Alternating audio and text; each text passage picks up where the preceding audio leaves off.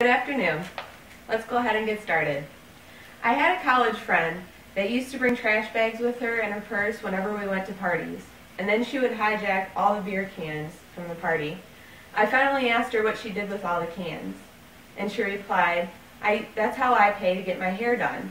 I take the cans back to Michigan when I go home, and I get 10 cents for each can. What a concept, I thought. Why don't we do this in Ohio?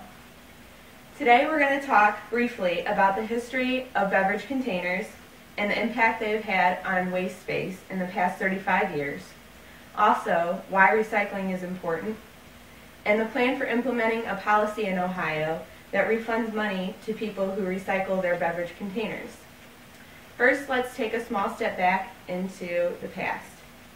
According to the Journal of Consumer Affairs, in 1960, a vast majority of beverages were packaged in refillable containers. And according to the United States Environmental Protection Agency, aluminum comprised 340,000 tons in the municipal solid waste system then. The revolution of non-returnable containers was introduced, and by 1975, almost 3/4 of containers were non-returnable. And according to the U.S. EPA, as of 2009, aluminum represents 3.4 million tons in the total municipal waste. That's a 1,000% increase in 34 years. The amount of this waste has had a dramatic impact on landfills. In an article published by the EPA, it states that inexpensive landfills are coming to an end, and it is difficult to find land capable of being used for landfills. And as a result, it is only economical for some communities to resort to recycling. Only 11 of the 50 states within the U.S. give money to those who recycle their cans, and Ohio isn't one of them. However, these places also charge a container tax or deposit when you purchase the beverage, and then you are refunded the tax or deposit when you bring it back for recycling. This gives consumers an incentive to recycle their cans. With all the new hype about going green, this would be a perfect opportunity to get something like recycling cans in Ohio started. Aluminum is an easily recycled material and makes up a good portion of the waste in our landfills. So why not do what we can to help reduce landfill clutter and possibly reduce the amount of newly made aluminum by recycling? Implementing this deposit system in Ohio would be fairly simple, but it would take some work up front. First of all, we would need to pass legislation that would allow for the deposit to be added to beverage containers. This would include glass, plastic, and aluminum. And the deposit would be refunded to those who brought back the container to recycling. 10 cents is the deposit amount in Michigan, and according to an article published by EPA, the state had an overall 93% return rate on their beverage containers. Some people may be extremely opposed to this idea because of the initial inconvenience of paying more per container and then taking the time to bring them back for recycling.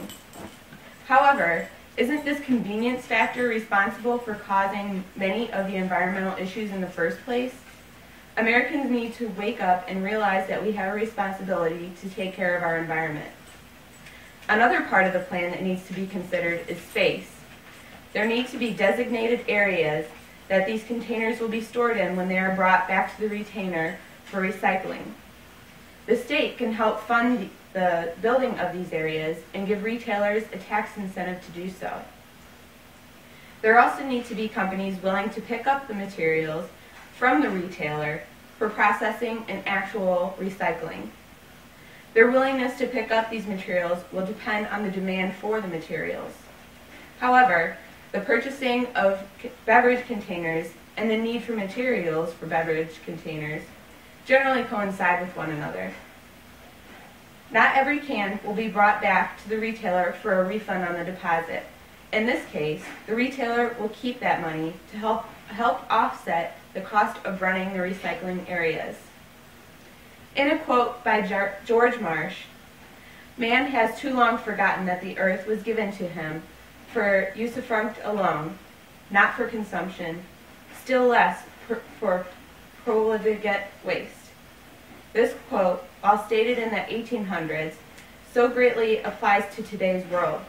Simply, it means, we have all forgotten that the earth was given to us to enjoy without destroying or using carelessly, and especially not for it to become abandoned waste. Let us all look at the big picture and not just our backyards. We as human beings need to take responsibility for our actions. Recycling our materials instead of turning them into abandoned waste is part of that responsibility. Let us support the idea of beverage deposit system in Ohio to help fulfill this responsibility. Thank you.